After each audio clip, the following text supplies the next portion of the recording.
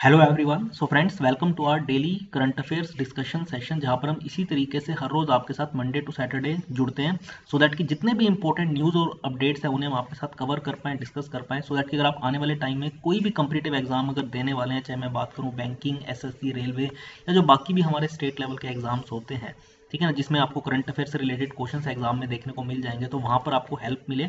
Apart from it, अगर आपका interview भी है, जैसे बैंक पीओ में आपका इंटरव्यू रहता है, इसके अलावा यूपीएससी में आपका इंटरव्यू रहता है, तो वहाँ पर भी आपको हेल्प मिले, क्योंकि कई बार क्वेश्चंस जो है आपसे करंट अफेयर से पूछे जाते हैं। तो हम डिटेल में हर एक अपडेट को यहाँ पर कवर करते हैं। तो आपको क्या करना है, इन सेशन को तो रोज पूरा देखना है, अराउंड 8 से 10 मिनट का ही हमारा रहता है, जिसे आप आराम से इजीली कहीं पर भी देख सकते हैं। आपको करना क्या, सिंपली हमारे चैनल को इसके लिए सब्सक्राइब कर देना है और नोटिफिकेशन बेल प्रेस कर देंगे, तो आपके पास अपडेट भी आ जाएगा जैसी कोई हमारी वीडियो इस चैनल पर आती है। क्योंकि इसके अलावा भी आपको, अगर आप प्लेलिस्ट में जाएंगे तो क्वांट, रीजनिंग, इंग्लिश सब्जेक्ट से रिलेटेड वीडियोस भी आपको काफ़ी सारे मिलेंगे, तो वहाँ पर भी आप उन्हें भी ज़रूर देखा करें। तो चलिए स्टार्ट करते हैं आज के इस शो को। इंपॉर्टेंट की पॉइंट्स को नोट डाउन करते चलें।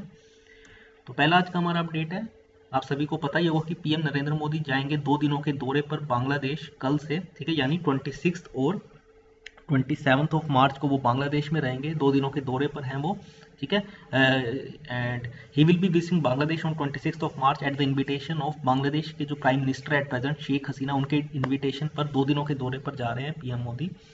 और ये काफ़ी इंपॉर्टेंट विजिट इसलिए भी, एक तो देखिए 3 इंपॉर्टेंट वहाँ पर इवेंट्स है, 3 सिग्निफिकेंट इवेंट्स। एक तो देखिए मुजीब बोर्शो, जो कि बर्थ सेनेटरी, आपको पता होगा, जो शेख मुजीबुर रहमान है, वहाँ के पहले प्रेसिडेंट थे बांग्लादेश के, और उनका जो बांग्लादेश लिबरेशन वॉर में एक बहुत इंपॉर्टेंट रोल था।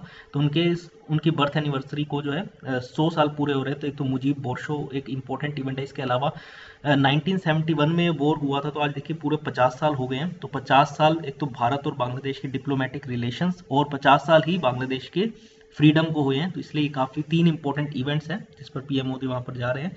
और ये पहला फॉरेन विजिट होगा since the onset of the covid pandemic. और जब से आपको पता है कोविड ये स्टार्ट हुआ है, उसके बाद से जितने भी इवेंट्स हुए हैं, समिट्स हुए हैं, वो सारे वर्चुअली ही आपने देखे होंगे।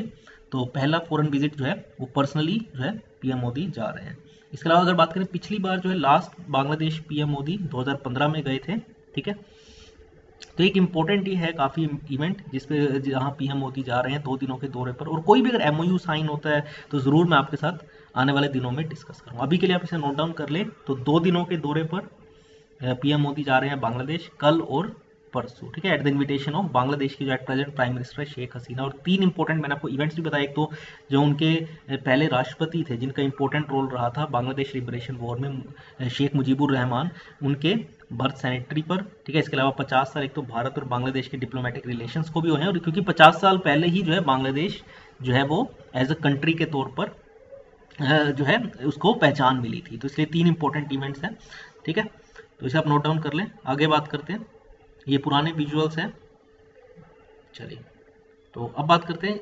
यूएस प्रेसिडेंट जो बाइडेन के एडमिनिस्ट्रेशन ने ये डिसाइड किया है कि एक बार फिर से रीएस्टैब्लिश किया जाए होमलैंड सिक्योरिटी डायलॉग को भारत के साथ, जिसे इससे पहले राष्ट्रपति रहे यूएस के डोनाल्ड ट्रंप ने डिसकंटिन्यू कर दिया था, स्क्रैप कर दिया था। तो उसे एक बार फिर से रीएस्टैब्लिश करने की बात की गई है। The decision comes after the secretary of homeland security, जो कि एलेजेंड्रो मार्कोस है एट प्रेजेंट, उन्होंने भारत के जो एम्बेसडर है यूएस के अंदर तरनजीत सिंह संधू, उनसे बात करी। और इस पर प्लान हुआ कि क्या मेन डिस्कशन के टॉपिक्स रहेंगे इस डायलॉग के अंदर। जैसे एक तो एमर्जिंग टेक्नोलॉजी है, साइबर सिक्योरिटी है, इसके अलावा वायलेंट एक्सट्रीमिज्म को भी एड्रेस इस डायलॉग के अंदर किया जाएगा। पहली जो देखिए इसकी मीटिंग हुई थी भारत और यूनाइटेड स्टेट्स के बीच में, वो 2011 में हुई थी, और दूसरी मीटिंग हुई थी 2013 में वाशिंगटन डीसी में, ठीक है। ये जो होमलैंड सिक्योरिटी डायलॉग की मीटिंग है, ठीक है। तो इंपॉर्टेंट स्टेप है, एक इंपॉर्टेंट हम कह सकते हैं डिसीजन है कि एक बार इसे फिर से रीएस्टैब्लिश करने की बात अब की गई है, ठीक है।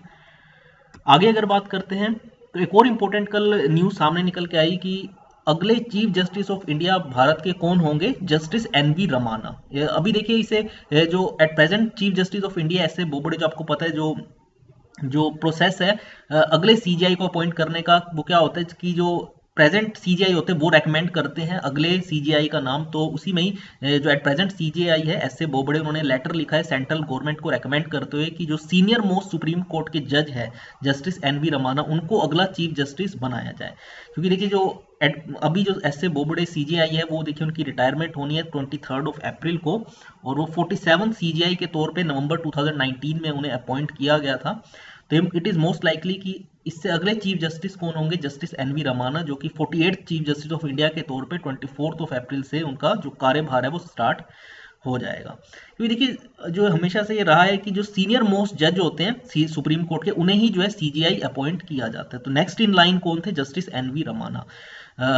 ठीक है, ये he is currently the senior most जज इन द सुप्रीम कोर्ट, और इससे पहले ये दिल्ली हाई कोर्ट के भी चीफ जस्टिस रहे हैं। इसके अलावा एक्टिंग चीफ जस्टिस के तौर पे आंध्र प्रदेश हाई कोर्ट में भी इन्होंने काम किया है। तो मोस्ट लाइकली है कि अगले चीफ जस्टिस ऑफ इंडिया यही होंगे, जस्टिस एनवी रमाना। तो इस पर दोबारा मैं आपको बता देता हूँ, एट प्रेजेंट जो चीफ जस्टिस ऑफ इंडिया है एस ए बोबडे, उनका टेन्योर खत्म हो रहा है as 47 chief justice of India का 23 अप्रैल को, और इन्हें नवंबर में अपॉइंट किया गया था, नवंबर 2019 में। ठीक है, और अगले जो सीनियर मोस्ट जज है जस्टिस एनवी रमाना, मोस्ट लाइकली है कि वो अगले 48 chief justice of India Bharat के 24 अप्रैल से।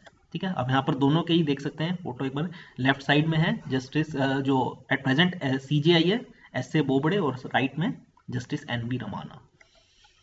आगे अगर बात करें तो इंडियन कोस्ट गार्ड शिप जो है वज्र, उसे कमीशन कर दिया गया है इंडियन कोस्ट गार्ड के अंदर, जिसका काम है बेसिकली जितने भी हमारे तटीय क्षेत्र है यानी कोस्टल एरियाज है उनको प्रोटेक्ट करना।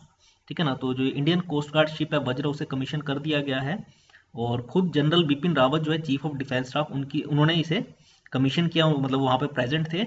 ये चेन्नई में कटुपल्ली के अंदर जो है इसे कमीशन किया गया। ये it is 6th in the series of 7 offshore patrol vessels, जिसे किसने कंस्ट्रक्ट किया है, Larsen and Toubro L&T company ने इसे कंस्ट्रक्ट किया है। ठीक है, ये 98 मीटर लंबा शिप है, जिसमें जितने भी स्टेट ऑफ द आर्ट आजकल मॉडर्न जो इक्विपमेंट्स है, जैसे नेविगेशन के, कम्युनिकेशन के, सेंसर्स, मशीनरी, सब इसके अंदर इक्विप्ड है। इसके अलावा इसे सर्च और रेस्क्यू के अंदर यूज किया जा सकता है इस वेसल को, लो एनफोर्समेंट, मैरीटाइम पेट्रोल में। इसके अलावा ये कैपेबल है कि जितने भी पोल्यूशन रिस्पॉन्स इक्विपमेंट होते हैं, जैसे कई बार आपने देखा होगा, सुना होगा कि जो ऑयल वेसल्स होते हैं वो लीक कर जाते हैं सी के अंदर, तो उस केस में उसके रिस्पॉन्स में भी इसको यूज किया जा सकता है। इसके अलावा एक्सटेंसिवली इसको सर्वेलेंस के लिए, खासकर जो economic zones exclusive Indian coastal region में, उसको वहां पर भी इसे डिप्लॉय किया जाएगा। क्लियर है, तो आप इसे नोट डाउन कर ले। तो इसका नाम, इस शिप का नाम है वज्र, जिसे कमीशन कर दिया गया है इंडियन कोस्ट गार्ड को। ठीक है, और खुद चीफ ऑफ डिफेंस स्टाफ जो है जनरल बिपिन रावत, उनकी मौजूदगी में कटुपल्ली में इसे कमीशन किया गया है। 6th है in the series of 7 offshore petrol vehicles, जिसे एल&टी कंपनी जो उसने कंस्ट्रक्ट किया। और मैंने आपको बताया इसमें मॉडर्न जो इक्विपमेंट्स उसे यूज किया गया है नेविगेशन के लिए, कम्युनिकेशन के लिए, और किस किस पर्पस के लिए यूज होगा वो भी मैंने आपको यहाँ पर बता दिया। यहाँ पर आप देख सकते हो उसको, वज्र जो है शिप उसको। और आज का हमारा आखिरी अपडेट है, हिंदी राइटर प्रोफेसर शरद पगारे को दिया जाएगा व्यास सम्मान अवार्ड 2020 के लिए। तो इस पर बात करते हैं। Well known Hindi writer professor Sharad Pagare will be conferred with the prestigious Vyas Samman 2020 award for his novel Pataliputra ki Samragyi. ठीक है, पाटलिपुत्रु की समरागी। देखिए नोवेल का भी एक तो नाम आप नोट डाउन कर लेना, कौन सा अवार्ड दिया जाएगा व्यास सम्मान 2020 के लिए, और इनका नाम आपको पता होना चाहिए, वो है प्रोफेसर शरद पगारे। ये अवार्ड जो है इसे इंस्टीट्यूट किया गया था 1991 में बाय द के Birla foundation for an outstanding literary work in Hindi authored bye an Indian citizen publish during the last 10 years. तो ये 1991 में अवार्ड्स में इंस्टीट्यूट किया गया था, और इसे के बिरला फाउंडेशन जो है ये देता है award for outstanding literary work in Hindi. इसमें 4 लाख रुपीज और इसके साथ साथ सिटिएशन और प्लेग भी दिया जाता है। ठीक है ना, so it carries an award of 4 lakh rupees along with the citation and plague. ठीक है, तो आप इसे नोट डाउन कर सकते हैं। तो सबसे इंपॉर्टेंट इनका नाम शरद पगारे। ठीक है, हिंदी राइटर है काफी फेमस, इन्हें दिया जाएगा व्यास सम्मान 2020, और इसे देता कौन है, के बिरला फाउंडेशन। और देखिए नोवेल का नाम क्या है जिसके लिए उन्हें अवार्ड दिया जा रहा है, वो है पाटलिपुत्रु की समरागी, और इसमें 4 lakh rupees along with the citation and plague जो है इस अवार्ड में दिया जाता है। तो यहाँ पे उनके फोटो भी देख सकते हैं। तो ये थे आज के हमारे इंपॉर्टेंट अपडेट्स। कैसा लगा सेशन जरूर बताइएगा कमेंट करके। इसके अलावा आप हमारी वेबसाइट takshilalearning.com विजिट कर सकते हैं। अगर आप बैंकिंग, एसएससी, रेलवे एग्जाम की प्रिपरेशन कर रहे हैं तो आप कोर्स परचेज कर सकते हैं। टेस्ट सीरीज, ई बुक सब इसमें आपको प्रोवाइड किया जाता है, और हमारा आप इस यूट्यूब प्लेटफॉर्म को तो सपोर्ट करें ही। तो आज की इस वीडियो में इतना ही फ्रेंड्स, थैंक्स।